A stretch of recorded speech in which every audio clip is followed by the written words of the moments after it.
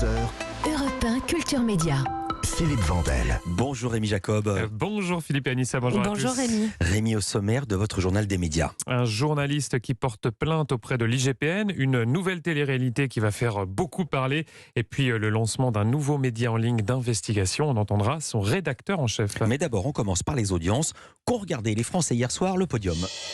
Et c'est France 3 qui arrive en tête avec Alex Hugo, un énorme carton pour la série portée par Samuel Le Bihan, que vous receviez hier, Oui. Philippe, ici même sur Europe 1, 5,7 millions de téléspectateurs, soit 26,6% du public pour cet épisode inédit. C'est encore mieux que celui de la semaine dernière. Derrière, on retrouve TF1 avec Koh-Lanta, 3,8 millions de téléspectateurs. Ah oui, c'est presque le double. C'est Exactement. presque moitié moins. Vous avez absolument raison, 17,3% de part d'audience pour Koh-Lanta. Hier sur TF1, enfin, M6 clôture ce podium avec 911, 1,8 million de téléspectateurs et 8,4% de part d'audience pour le lancement de la 6e saison de cette série qui suit le quotidien de pompiers et policiers à Los Angeles. Europe 1, le journal des médias. Soyez gentil, laissez-moi travailler. Rentre chez toi. Monsieur, arrêtez, je travaille. Non, je travaille, je vais faire mon travail de journaliste. C'est filmé, attention. Un journaliste porte plainte auprès de l'IGPN après cette scène que vous venez d'entendre. Oui, une scène qui s'est déroulée le 16 mars dernier. C'était lors d'une manifestation à Paris. Le journaliste Amar Tawalit explique avoir été aspergé de gaz lacrymogène à bout portant. Cela par des membres de la Bravem, cette unité motorisée de la police dont on parle beaucoup en ce moment. Alors les images ont été diffusées sur Loopsider. C'est l'un des médias pour lequel il travaille. Il a donc porté plainte auprès de l'IGPN, la police des polices, pour violence en réunion. En s'attaquant aux journalistes, explique-t-il à l'AFP, la Bravem veut passer sous silence ses propres exactions, ajoutant qu'il s'agit, je cite, d'une atteinte extrêmement grave à la liberté de la presse.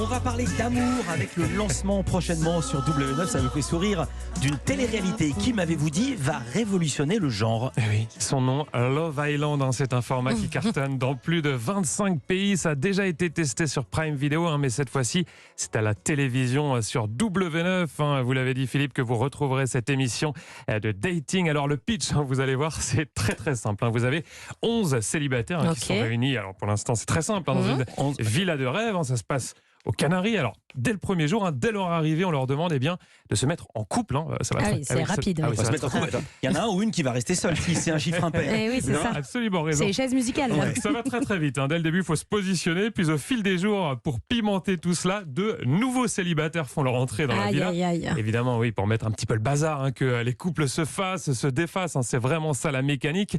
Et la principale innovation, c'est que les téléspectateurs, tenez-vous bien, vont pouvoir influencer le cours de l'émission. C'est totalement interactif. C'est vraiment le public qui tire les ficelles. Mais est-ce que c'est très moral?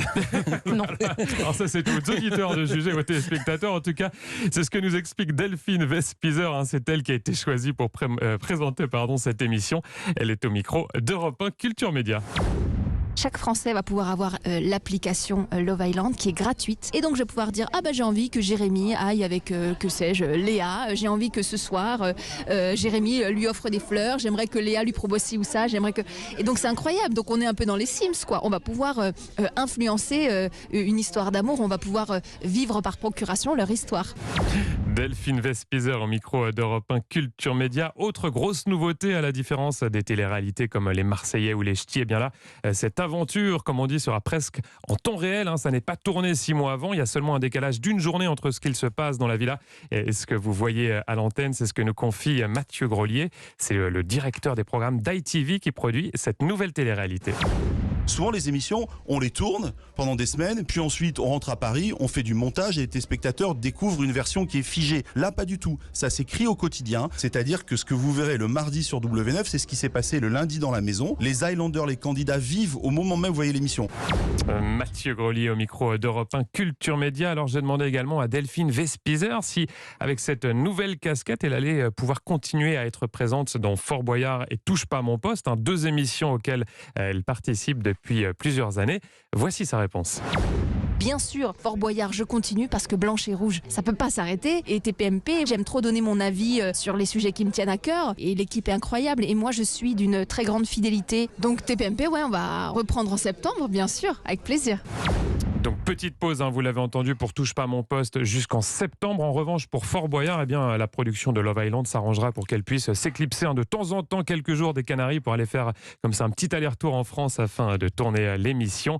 Et cette télé-réalité donc à retrouver dès le 24 avril prochain. Ça sera lancé en deuxième partie de soirée sur M6, puis dès le lendemain, ça sera retrouvé en Access Prime Time tous les jours en quotidienne, cette fois-ci sur W9. Et je me permets un petit point de déontologie. En télé-réalité, on ne dit pas une aventure, on dit une aventure. Je vais essayer de le dire aventure. Une aventure. Il faut être motivé. Vous parlez hier de Jennifer, je reviens sérieux, qui va tourner dans une nouvelle fiction de TF1. On a appris qu'une autre chanteuse avait été recrutée par la chaîne. Oui, ça sera pour jouer dans une autre série, elle aussi en tournage. C'est également une ancienne gagnante de la Star Academy, une chanteuse d'origine bretonne. Et si vous n'avez pas encore trouvé, ça va, on a trouvé. Petit indice chez vous. Moi, j'avais trouvé qu'Umberto Tozzi. Alors elle s'appelle Nolwenn Leroy, Philippe Bordel. Évidemment, on a retenu Nolwenn. Avec ce tube cassé, Nolwenn Leroy qui décroche donc le premier rôle dans une nouvelle série de TF1. C'est ce que dévoilent nos confrères de Télé 7 jours. Ça va s'appeler Brocéliande. Elle ne sera pas dépaysée, Nolwenn Leroy.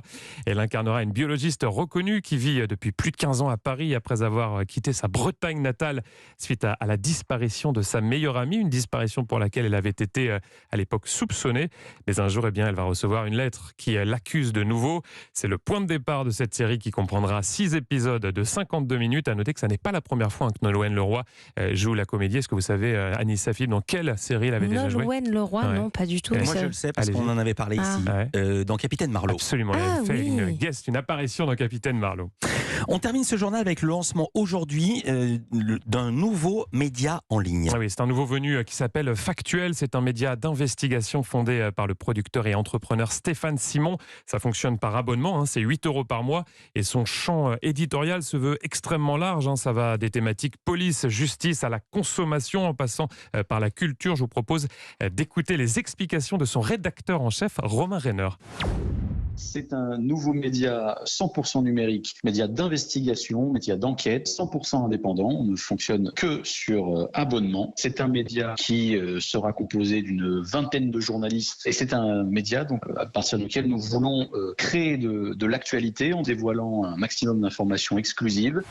Romain Renner, rédacteur en chef de Factuel, au micro d'Europe 1 Culture Média. Les premiers scoops arriveront dès demain et ce nouveau média est soutenu par 2 figures bien connues du grand public, Dominique Rizet et Christine Kelly. Ils ne font pas directement partie de l'équipe, mais parrainent, accompagnent éditorialement ce nouveau média en ligne. Alors pourquoi avoir choisi ces 2 personnalités? Réponse de Romain Renner. Nous avons 2 journalistes expérimentés. Christine Kelly, elle a une longue expérience dans les médias. Elle a toujours défendu le pluralisme et la liberté d'expression. Et Dominique Rizet, il est connu, il est reconnu comme étant un spécialiste de l'investigation. Donc c'est tout à fait cohérent avec ce que nous proposons comme contenu. Et puis il y a quelque chose qui ne dit pas, c'est que ça va être œcuménique les réunions, puisque Christine Kelly, elle est sur CNews et Dominique Rizet sur BFM. Exactement. Et on entendait en tout cas Romain Renner, c'était lui qui était au micro d'Europe 1 Culture Média. Ce nouveau site d'investigation en ligne s'appelle donc Factuel et s'est lancé dès aujourd'hui. Merci beaucoup Rémi Jacob. À demain Rémi pour un nouveau journal des médias.